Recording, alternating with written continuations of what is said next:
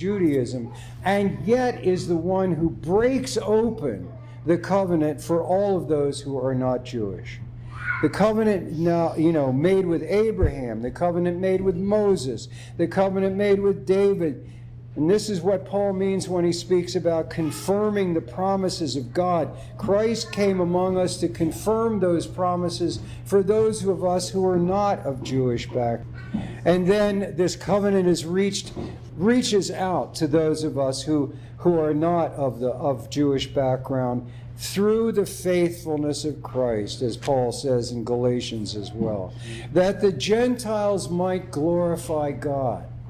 We get the opportunity to glorify God because we have been grafted into this covenant through the power and the majesty of Christ our Lord. So this message is not for old time. It's for us to take heart, for us to become stronger and stronger in our faith, and using that strength to reach out to those who are, so to speak, a little bit timid, those who have not yet placed full confidence in the gospel of Jesus Christ. That is our mission, and that is our hope. You have been listening to Musings from the High Desert with Father Gabriel Rochelle. Contemplations on Orthodox Christianity from Las Cruces, New Mexico. This has been a listener-supported presentation of Ancient Faith Radio on the web at ancientfaith.com.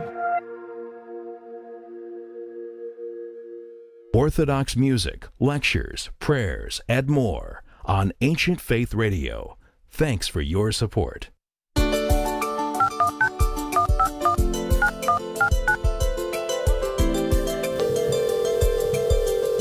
This is Ancient Faith Today with Father Tom Soroka, a weekly live call-in show addressing the issues of our day from a distinctly Orthodox perspective.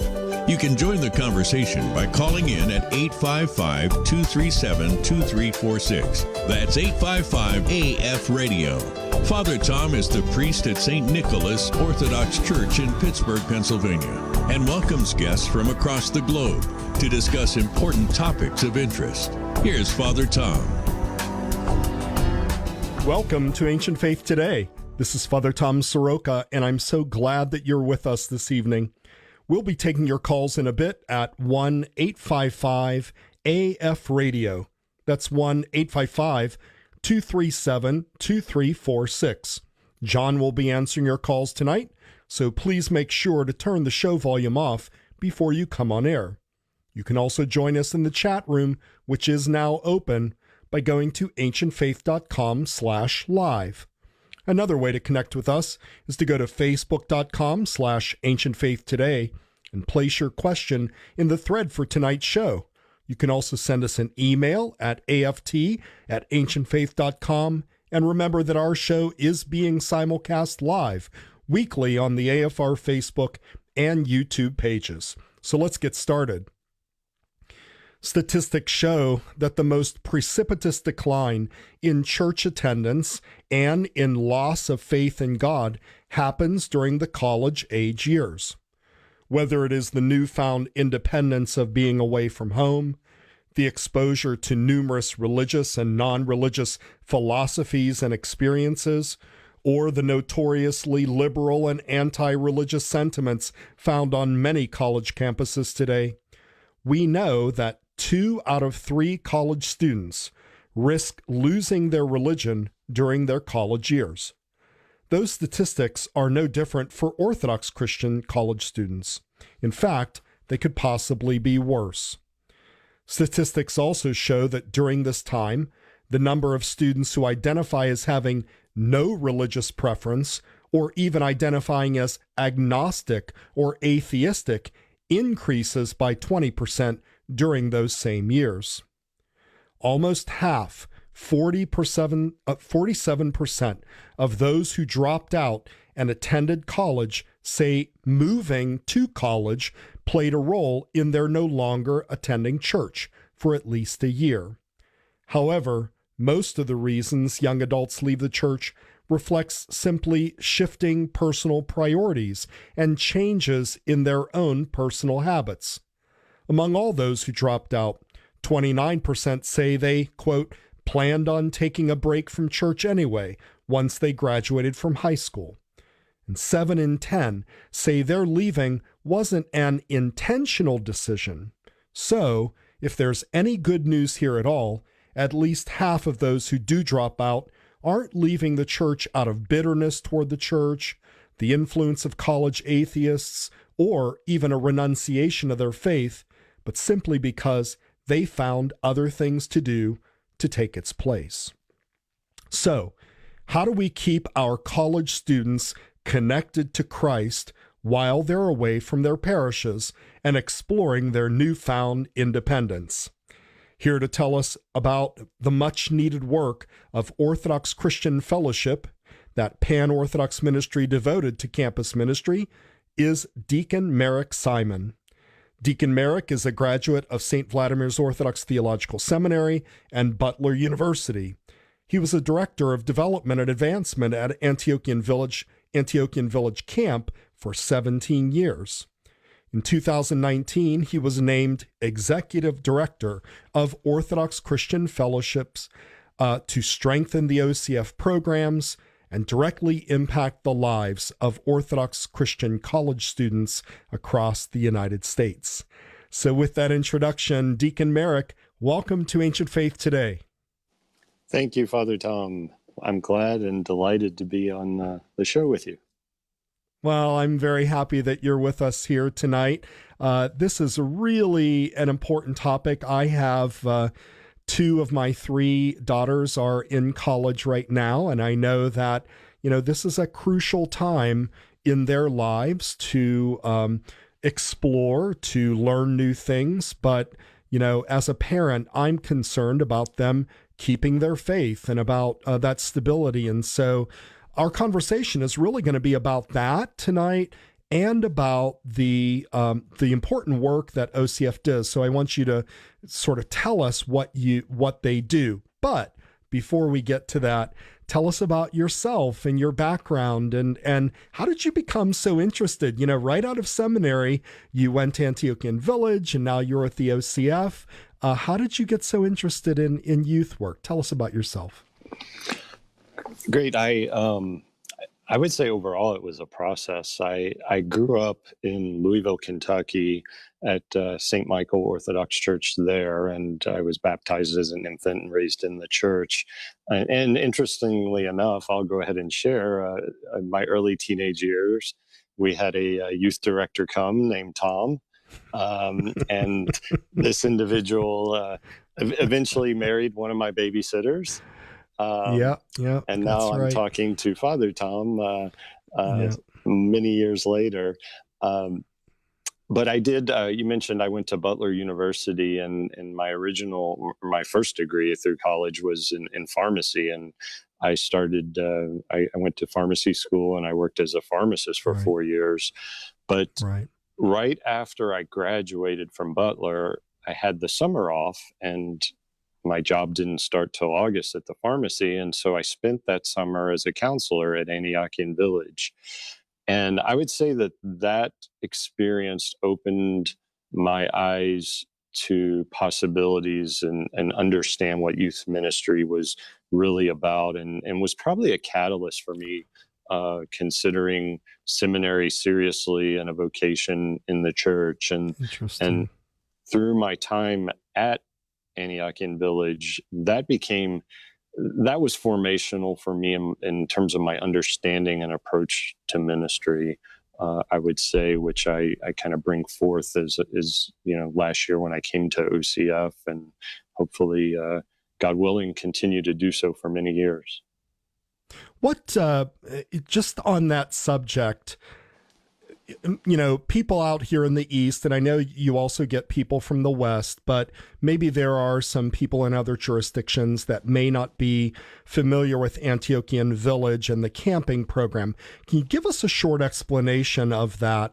But more importantly, what makes it so special? Because everybody that goes there raves about it. So tell us what the camping program is there, and what makes it so special in your opinion? Because obviously it made an effect on you. Yes. I would say, well, to describe the program itself, the summer program typically would run for 8 weeks, but they're 2 week sessions. So let's say, you were sending your child to camp age 9 through 17, they would come for 2 weeks. They would live in a cabin with most of the time with 7 other campers that were their own age and a counselor. And the life there is very structured. Every morning there's church, and then there's morning program, which is Christian education. The afternoon is kind of your typical camp sports and arts and crafts and activities and being outdoors. And then we come together for Vespers, and then we have an evening program where the whole camp is together, and usually something with fun and fellowship. I think where it becomes transformational is because of the relationship building that happens within the context of the church there. Um, Everything is centered as much as possible. The program is always focused on Christ and the gospel and the church.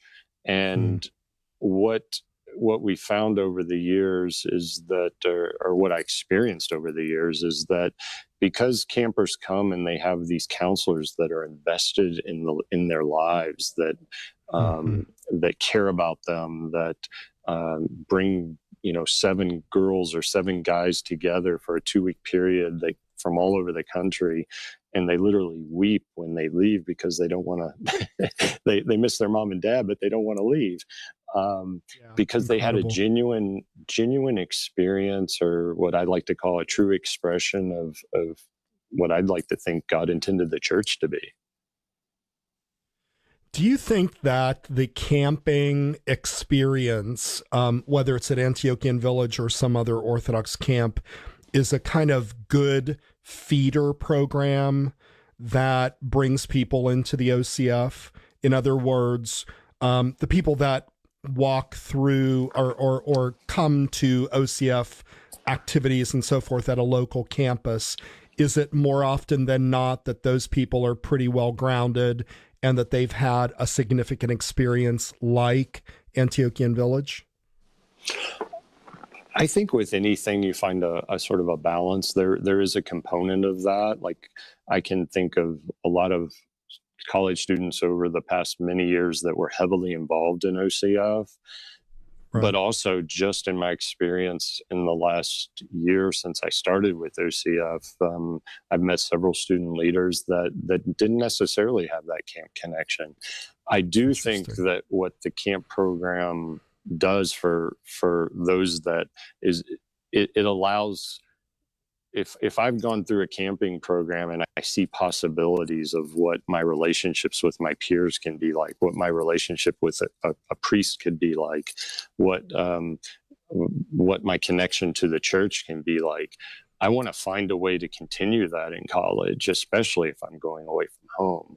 So I think there's a lot of people that come through our camp, the AV camping program or any camping program, that are seeking something similar to that while they're in college. So I definitely think it would be a catalyst for some to seek out OCF.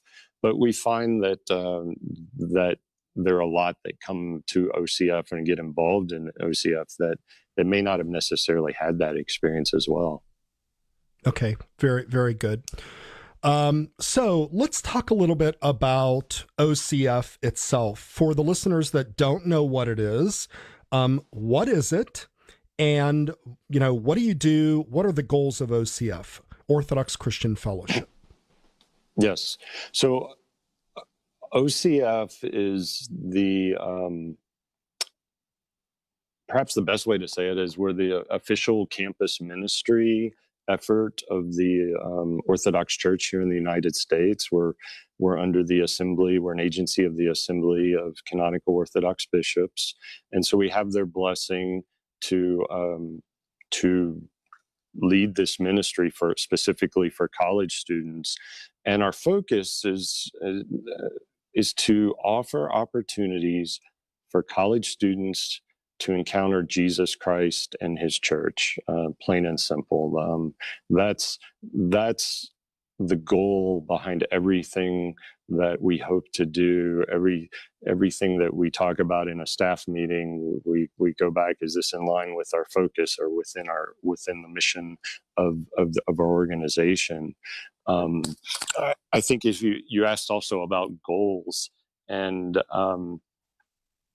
one of the things right before I started with OCF, we had some friends over for dinner that were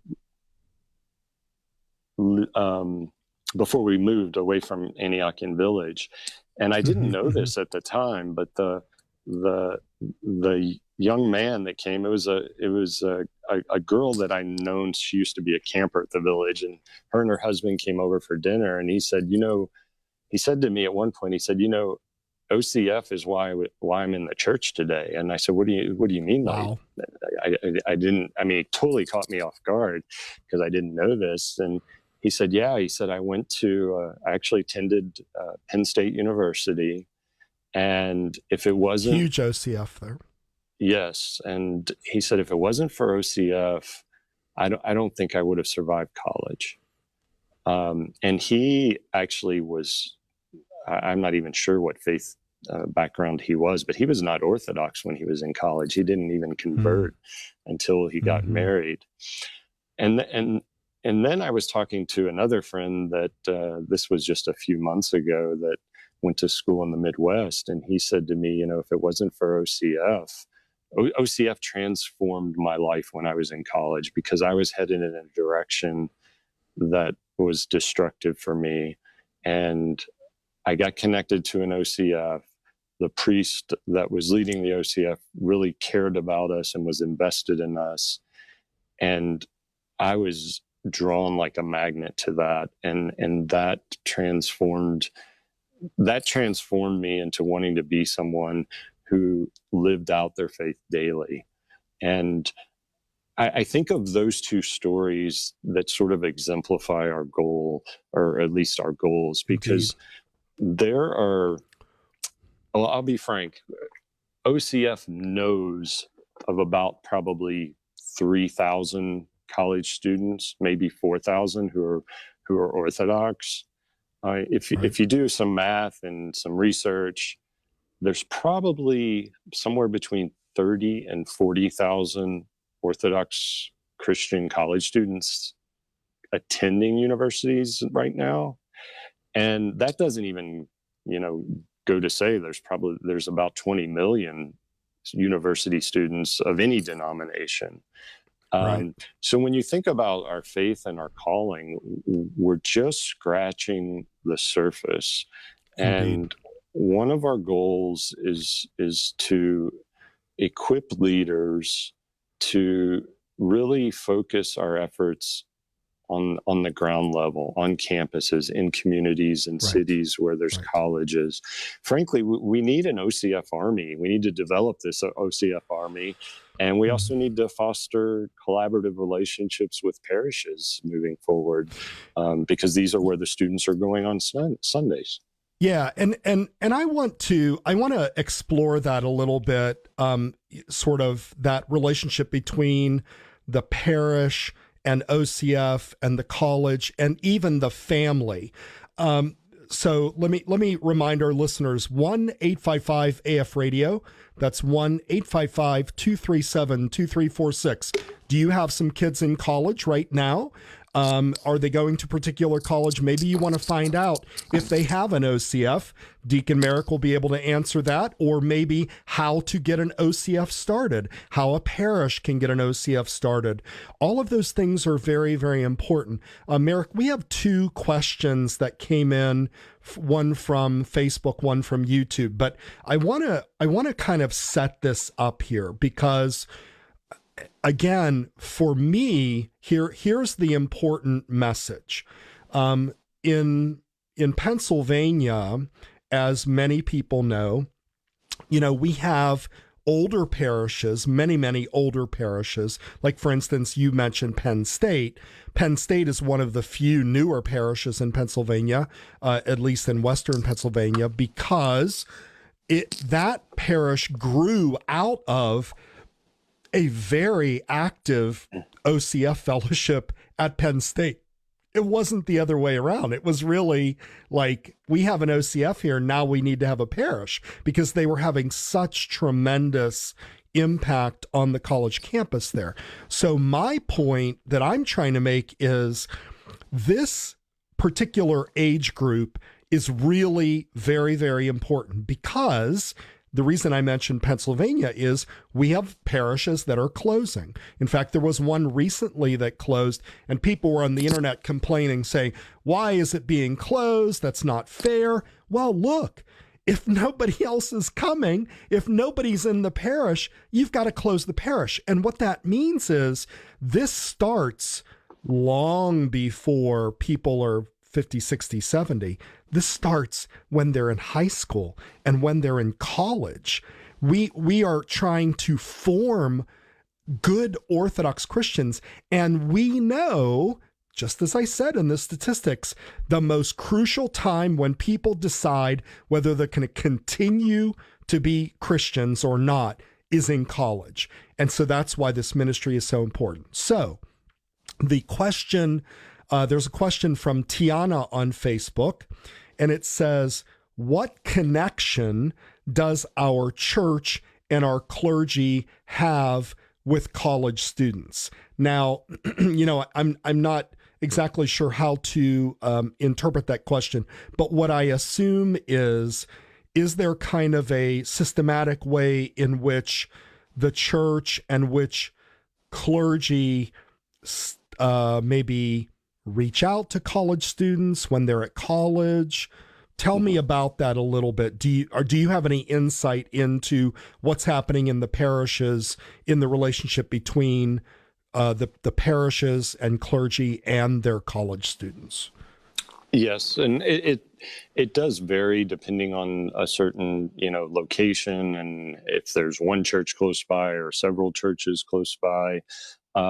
But typically, for an OCF to be considered a chapter, one of the things they must have is a clergy advisor, which is typically, like at Penn State. It was for many years, it was the priest that was at the parish there. But this priest must have the blessing of his hierarch to be the clergy advisor. And he's typically the one that would meet with the students and lead a Bible study or engage them in a discussion or invite them to the parish for a dinner or for college students or something like that. So there is a process involved with that because we do operate within under the Assembly of Bishops, we seek their blessings to involve the clergy that are involved with campuses. But sometimes it varies, because I know, for instance, I live down in the Nashville area, and the clergy that is the advisor for the OCF chapter is not at the, well, actually, I don't know. There's another parish that's close to the campus, and they provide care packages for the students right around the time of finals. Nice. So exams are coming, and they deliver care packages to the OCF students. Nice. So there's different ways to be involved, and I certainly think that even if you're at a parish where there is no college, you're certainly most parishes have students that they send away to college. And those are great times, when exams are approaching or when they're back home for the summer, that you can be engaged with them in ministry and in the church and guiding, mentoring, sharing with them, and allowing them to be a greater part of the community as a whole. Is it possible that OCF, and I'm sort of asking this for myself, but is it possible that OCF can maybe also reach out to the parishes? I know your plate is overfilled at this point, but to say, hey, just a reminder, we're all in this together, and we would like you also to join in this ministry with us, and here's what you can do to reach out to your college kids. Does that ever happen with OCF? Well, I promise this wasn't planned, but coincidentally, this Sunday is College Student Sunday, as proclaimed by the Assembly of Bishops, and we did just send out yesterday and over the weekend and yesterday emails to parishes, to clergy, to leaders of OCF, with information about how parishes can be engaging with college students and some very practical tips of things you can do for your college students, like even make sure they can get to church, whether that's finding a way to offer them rides, or even like Uber gift cards to ensure they can get there safely, or things like that are very practical. I mentioned, care packages when it's exam times, even just something as simple. When I was in college, I can't tell you how special it was to be invited by a family to dinner at their home. It made me feel not just part of a parish, but like it made me feel like not just like I was going to church somewhere, but people wanted me there. And I think these are things that families can do, communities can do, even and they start developing these relationships within the parish, and eventually, whether you're a clergy or even someone else, young people are seeking to be mentored, and there's great opportunities to mentor them, but you have to care about them first. You have to invest in them, and that's a commitment, and that's time, and that's something that we all should be doing, and sometimes we lose sight of that. So hopefully this can be a reminder to those listening, as well as the parishes that we're communicating with about College Student Sunday. Excellent. Thank you very much for that. And I didn't plan that either, but that was perfect. 1-855-AF-RADIO. That's 1-855-237-2346. We're speaking with Deacon Merrick Simon, the Executive Director of Orthodox Christian Fellowship, the official campus ministry of the jurisdictions of the Orthodox Church, the Assembly of Bishops in America. Deacon Merrick, we have two questions. One is from our common friend Maria, formerly of Louisville. And I'm also going to wrap in here a question from Faithful Tita. And what they both say is, Maria says, curious if the young adult's upbringing in the church makes a difference. If a child is raised to be active in the church, do statistics show either way that they'll stay close to Christ? And Faithful Tita says, what is the parents' role in teaching their children the faith before they go to college? So kind of the same thing. In your observation, the prior faithfulness of the family and of the parish and being raised in it, how much does that have to do with the continued faithfulness of a college student? That's a great question. And I think, you mentioned some statistics that at the beginning of, and I believe you said, 7 out of 10 that left said, it wasn't necessarily intentional. And one of the things, and I actually had a conversation with one of our staff members not too long ago about this. And what we were talking about is the question is, we always talk about we're losing our college students. And the question that we started discussing is, do we know if we ever had them? How do we know we lost them? Because how do we know their level of engagement before they went to college? And I thought that was an interesting question to explore, because for a lot of Orthodox churches, there's Sunday school, maybe a teen group, and church, and it's difficult to say, how much. Hopefully they're engaging, and I'd like to think they're engaging.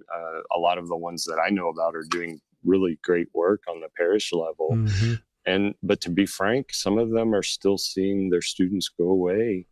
And when if you were the fly on the wall, they wouldn't be in the church on Sunday morning when they're at college. Right. Right. I wish we had the answers to those, Sure. but I think what experience has taught me is that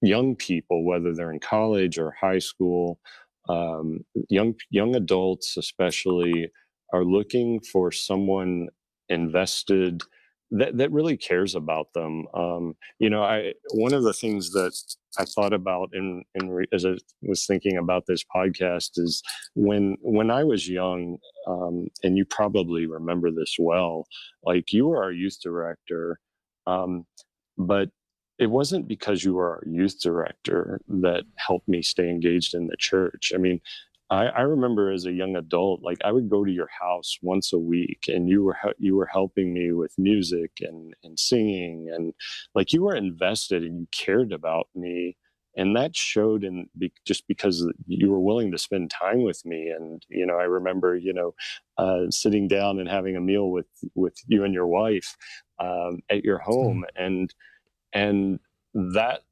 when college students experience that.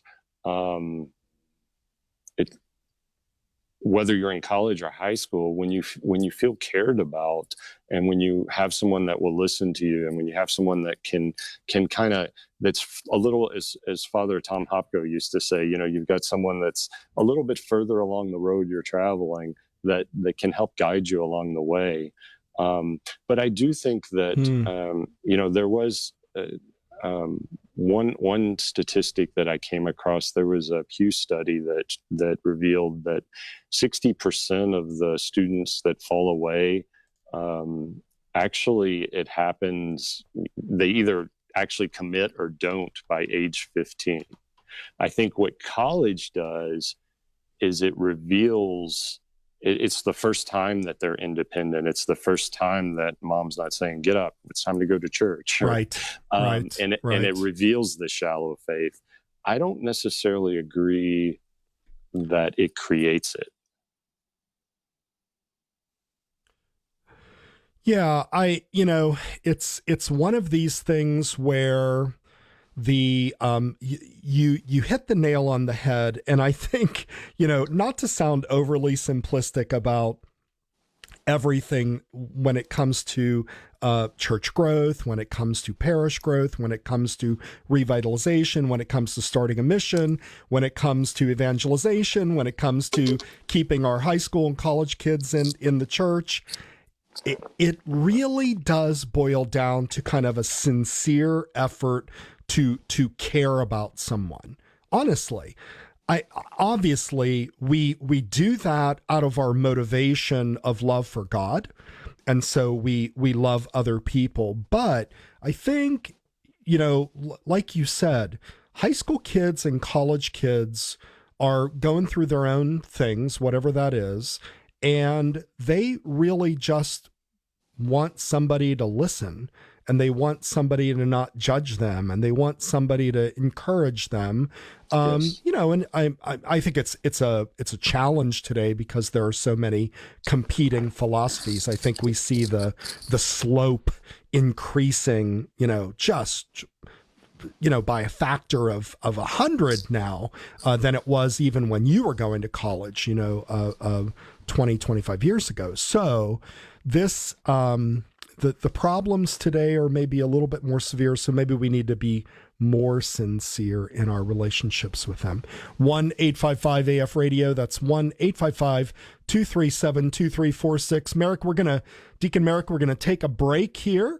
Okay. And we're going to encourage people to call in or to keep the questions coming. I've got a lot more questions for you. Pick your brain about college ministry, and we will be right back. Father Tom will be back in a moment. In the meantime, the lines are open at 855-237-2346. Don't go away.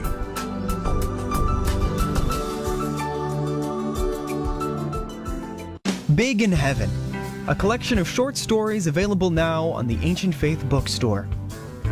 Sometimes poignant, sometimes funny, sometimes heartbreaking, sometimes convicting. These stories of life in an inner-city immigrant Orthodox parish are guaranteed to shake your assumptions and make you see your life and faith in a new way. They are not for the faint of heart, but they are, very much, for all who want to embrace the truth more fully. And you didn't have to ask Roskova for help. Cleaning, polishing, carrying in or out, any work in the church, the woman was a stalwart, a tovarish you could count on. No one knew her suffering. They never bothered to look into her eyes. It surprised me that most of the church folks at St. Alexander, the Whirling Dervish Parish, didn't even know her name. It wasn't anything they thought about. To find this book and others like it, you can go to store.ancientfaith.com. Again, that is store.ancientfaith.com. We're back with Ancient Faith Today and Father Tom Soroka. Give us a call at 855-237-2346. Here once again is Father Tom. Welcome back to Ancient Faith Today. We're talking with Deacon Merrick Simon, and we're talking about Orthodox Christian Fellowship, that is the campus ministry organization of the Assembly of Bishops, and helping our college students stay connected to Christ.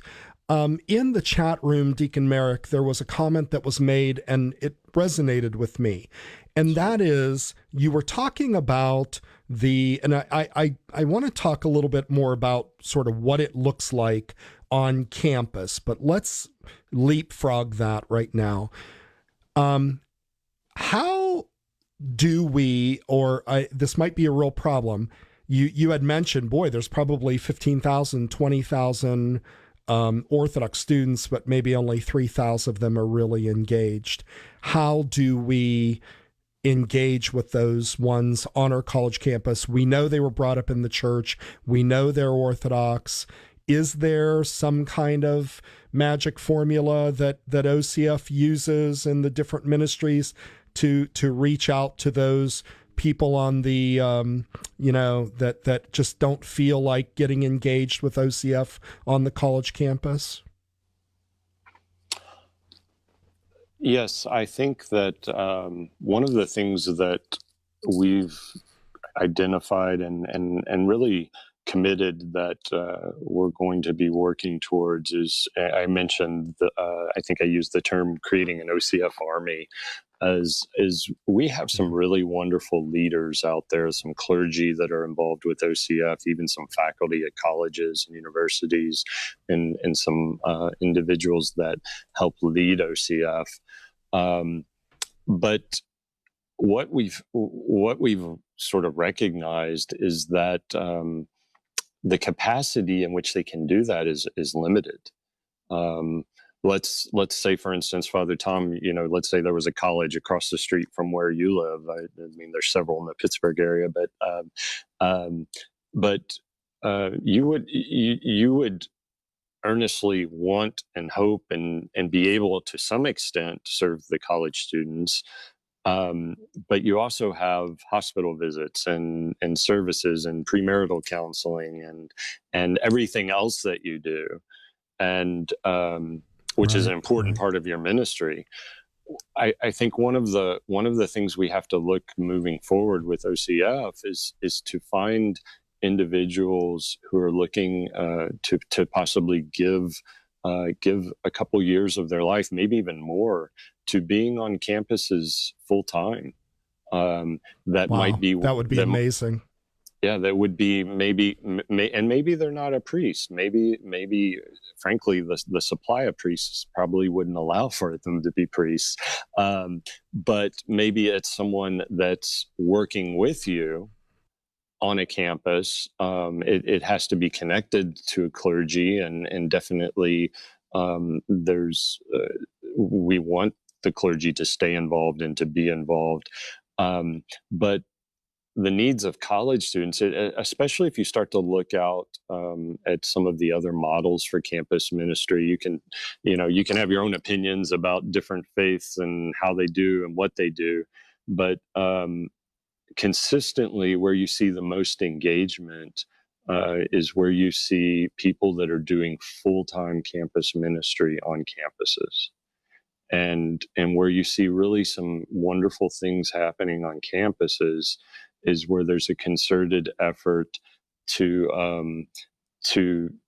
minister to college students, but not just minister to them, to provide them opportunities for service and witness, and even beyond just the fellowship and the faith formation that we would typically think of. And I think as we move forward with OCF, we're hopeful to build a model that can be Right. that can be a local ministry model that would hopefully take root, and we have to make it sustainable, and we have to make it scalable, because there's a lot of places that would want and need this, but we've got to do it right, because it can't fail. It's too important. Agreed.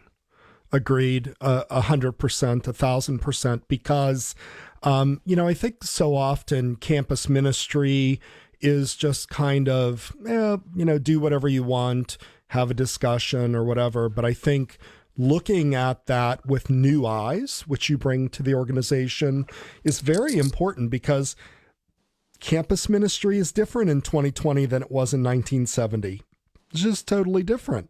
Different challenges. And I think it requires, like you said, a model that is going to speak to the situation of today. 1-855-AF-RADIO. That's 1-855-237-2346. So, Deacon Merrick, you have this organization. Tell us a little bit about what it's like to work for OCF. What do you do on a daily basis? How is the organization structured? I think people would like to know about that too, because obviously, we're also asking, we will at the end ask for people's financial support. This is a very worthy organization, but what do you guys do on a day-to-day basis? It depends on the week, but as we mentioned, we're under the assembly, which the assembly assigns an Episcopal overseer, which for us is Metropolitan Gregory of the Carpatho-Russian Diocese, and we are governed by a board of directors. Currently, we have 3 full-time staff members, and we have a part-time intern, and we have developed a strong network of student leaders. We have a student leadership board, which is 16 students, and some of them have regional responsibilities.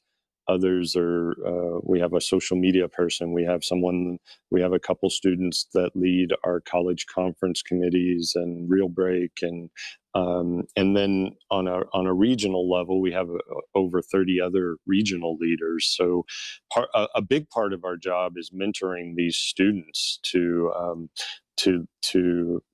share in the leadership of our organization, which is definitely, we have a national office, but a lot of the things that someone would see, whether it's a retreat offering, in normal times, or we're about to launch we're going to have a fall hybrid retreat where part of it's going to be virtual, and these are student-led initiatives, which is exciting to see, because the students take ownership, and it's great to mentor them along the way.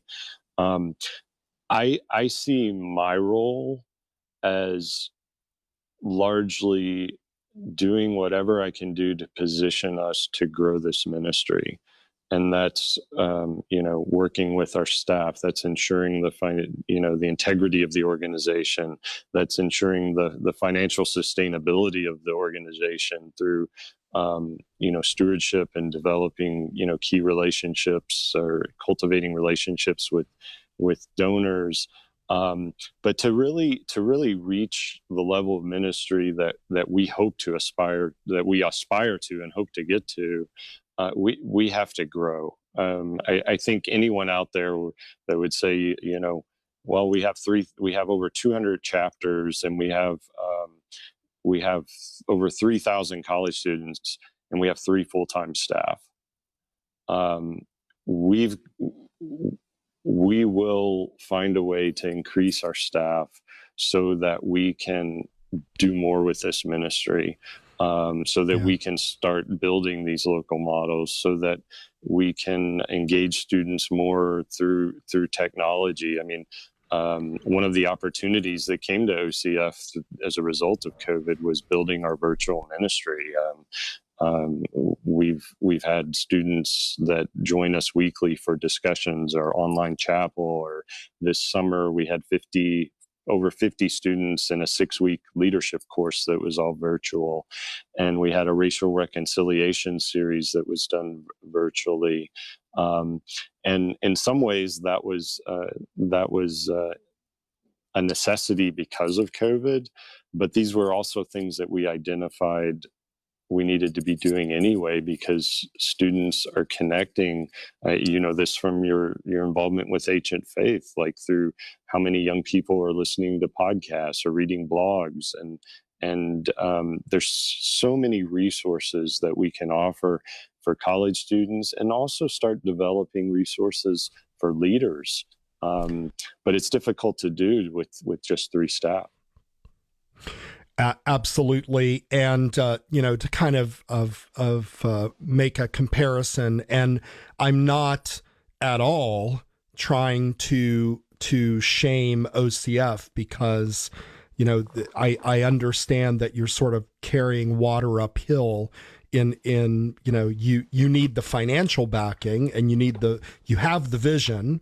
But we need everybody to understand how important this is. So, if you take an organization like what used to be called Campus Crusade for Christ, which is now called CRU, CRU. Yes. In 2011, listen to these statistics. So OCF has 3 full-time staff members. In 2011, CRU had 25,000 missionaries in 191 countries. That's the difference. The difference is, we have to start putting our money where our mouth is.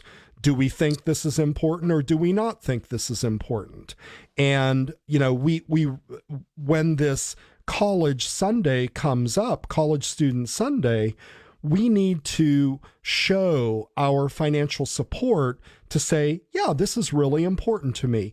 I want to give to this. I want to learn more about it. So, that's what we're trying to do here tonight.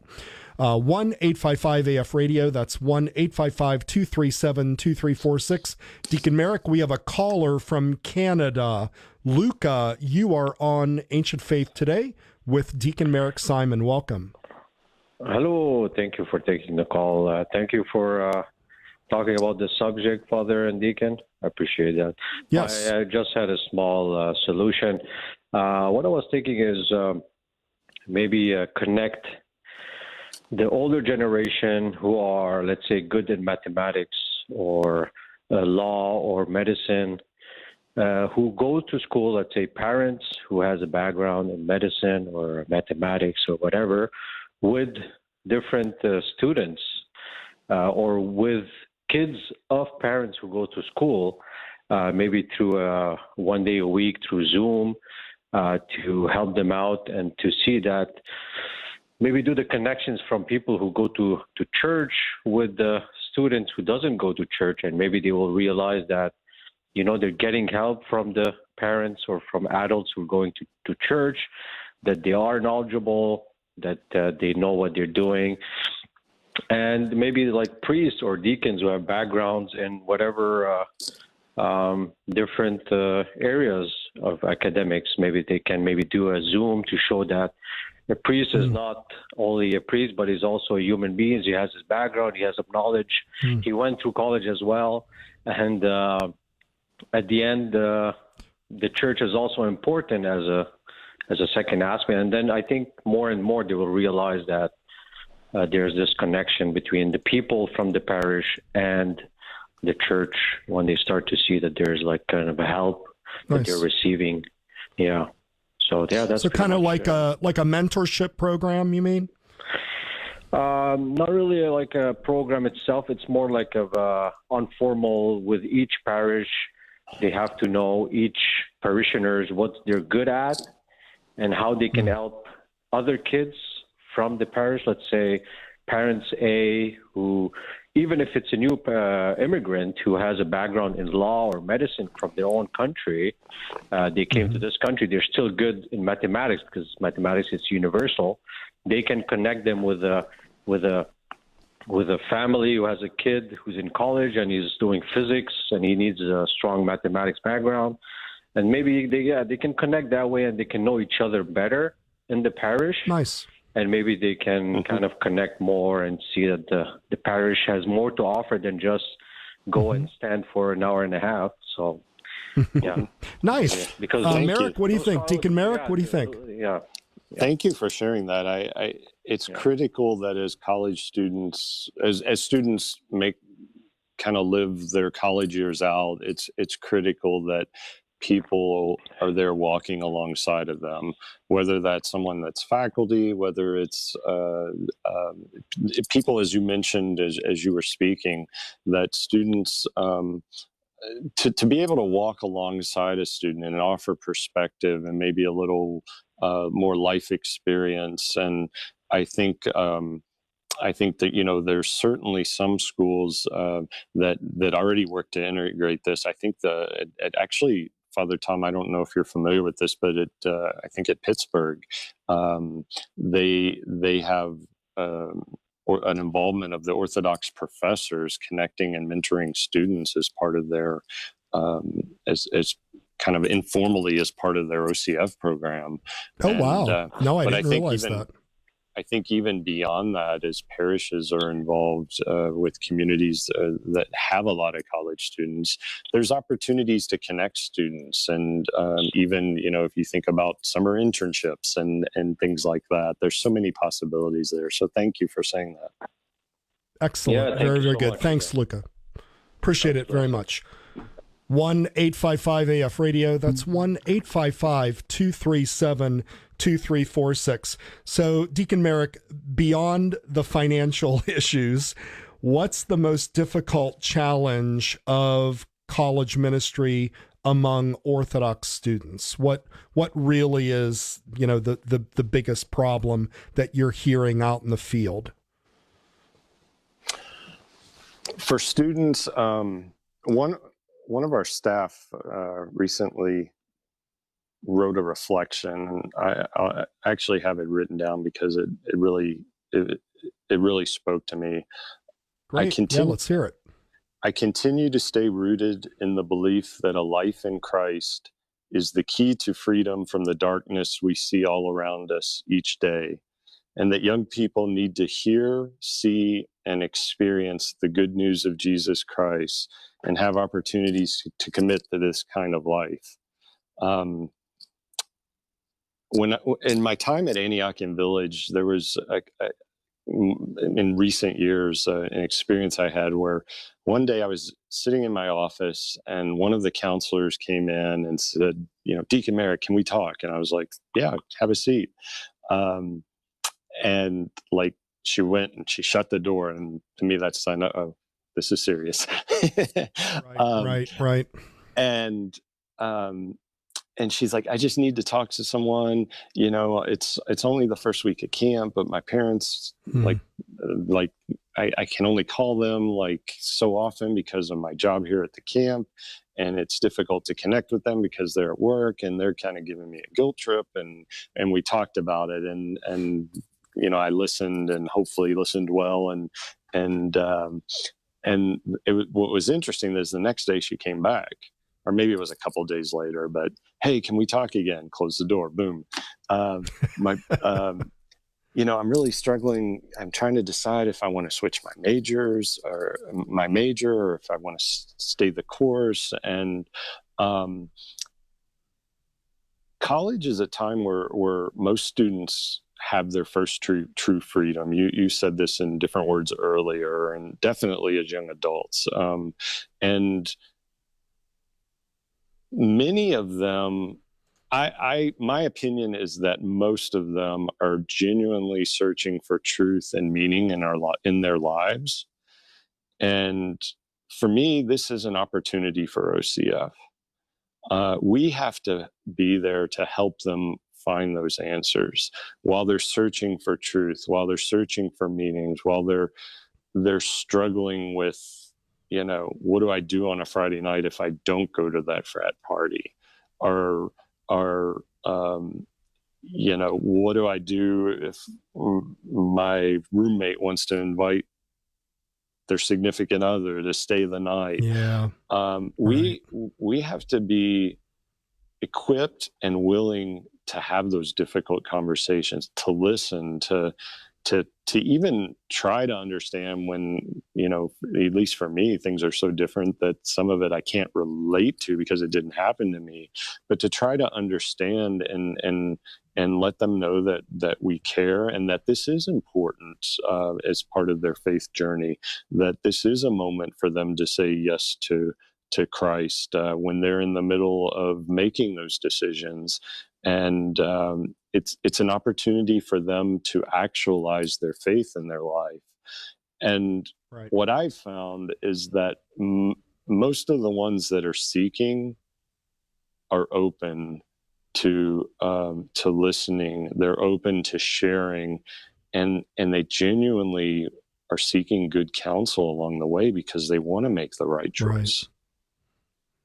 Very good. Good. Yeah, that's very heartening, because sometimes, when we hear all the statistics and we, see that kids are leaving and so forth, it's very easy to become myopic about that and maybe a little bit hopeless. So I'm glad to hear those things. Deacon Merrick, we're coming in on the closing of the program. And so let's talk a little bit about what can parents and parishes do to assist the work of OCF. And I would say at this point beyond money, but we're going to talk about money in a second. What can they actually do? What tangible things can parents and parishes do to help you guys? I think there's probably a lot that can be done, but I think to start simple is parishes have to just like any of us, as in my role with the OCF, what is our vision? What is our hope? If we have college students that come from during the school year and they're gone in the summer, how do we want to welcome them? Do we make space for them? Do we welcome them? Do we invite them to be a part of the parish in a greater way than just showing up for church on Sunday? Do we welcome them into the community? There's a really great opportunities to help get students to church. Obviously, keeping them in your prayers, especially when you're a parent and your child is away at college.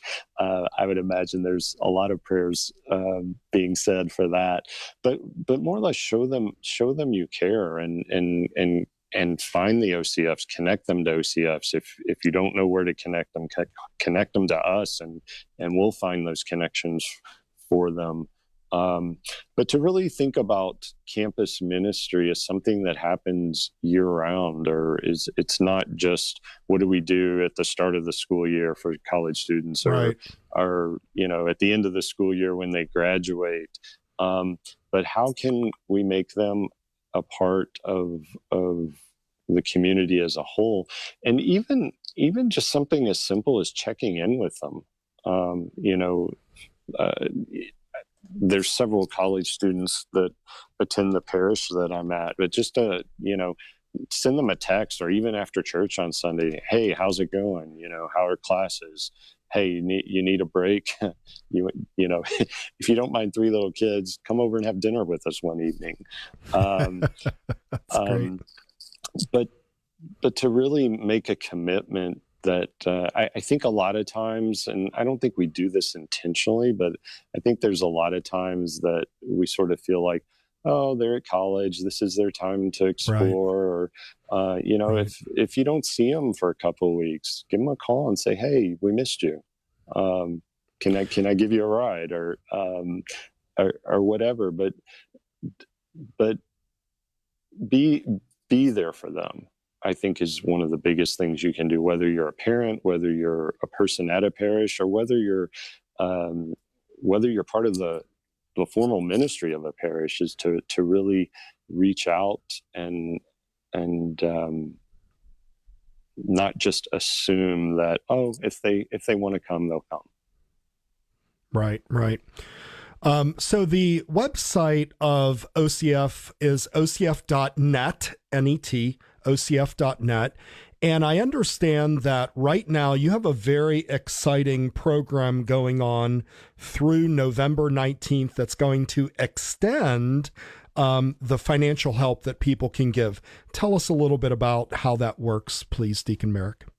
Yes, absolutely. We were blessed to receive a grant from the Renaissance Fund, which is a foundation. And this portion of our grant, it actually starts in 2 days. So from October 1 through November 19th, we've been challenged by the Renaissance Fund to raise $25,000 specifically from parishes, from organizations, or from businesses. So if you're someone who owns a business and offer a donation on behalf of your business, and assuming we do the hard work and raise the $25,000, it will be matched by the Renaissance Fund, and we're very excited for this opportunity. We're really working hard to position ourselves so that we can start to realize our vision. I think, I've been with OCF just over a year now, and the first 3 to 6 months was a definite learning curve for me. And I've worked closely with our staff day in and day out. I've had significant conversations with our board of directors, and we know where we're headed.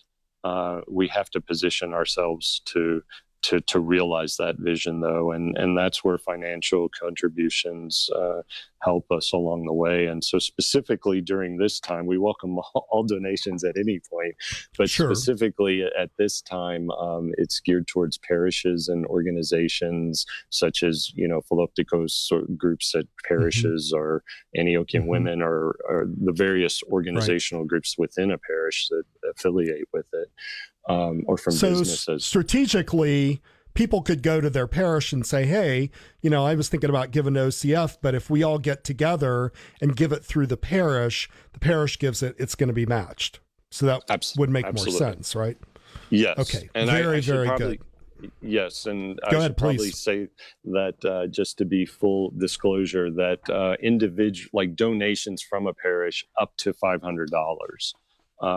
So if a parish gave $500,000, that would be eligible to be matched up anywhere up to that amount. $500 or yes. Okay. All right. Very, very good. All right.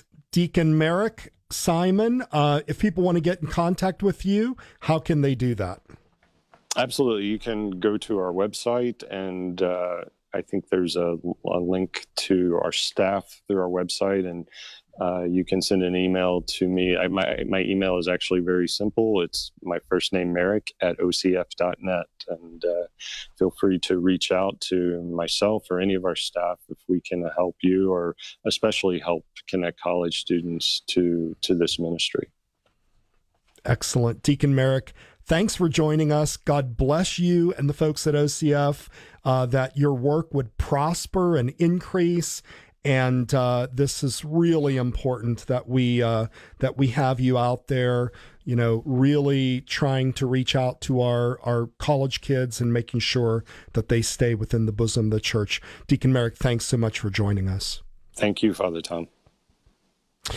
So before I share just a few final brief thoughts, I want to thank again Deacon Merrick Simon for joining us tonight. Thanks to John for engineering the program. Everybody in the chat room, thanks for those who are listening in and those who called in. Here are some final thoughts. The stated vision on the OCF website says that their vision is to be the loving presence of Christ and the Orthodox Christian Church on college campuses, to be an integral part of students' spiritual formation by challenging them to explore the faith and to inspire students to commit to living an Orthodox Christian way of life daily. We do need OCF's leadership in the area of campus ministry to keep our college students connected to Christ and the church. So let's encourage their ministry with our prayers, with our action, and with our financial support to ensure a bright future for the church and for our college students. And that's our show for tonight. Remember to like us on Facebook at facebook.com/ancientfaithtoday. Share out our program after that's posted. Give us your feedback and contact us with any ideas or topics that you might want to hear about. Join us next Tuesday evening for another edition of Ancient Faith Today. Good night, everybody.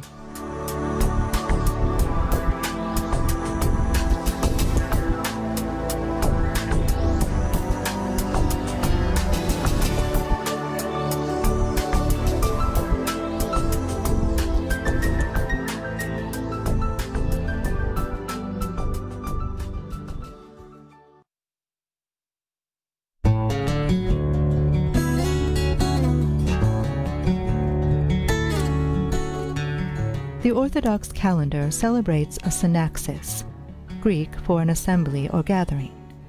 This is a feast on which we commemorate those saints who are a vital part of the feast that was celebrated on the previous day.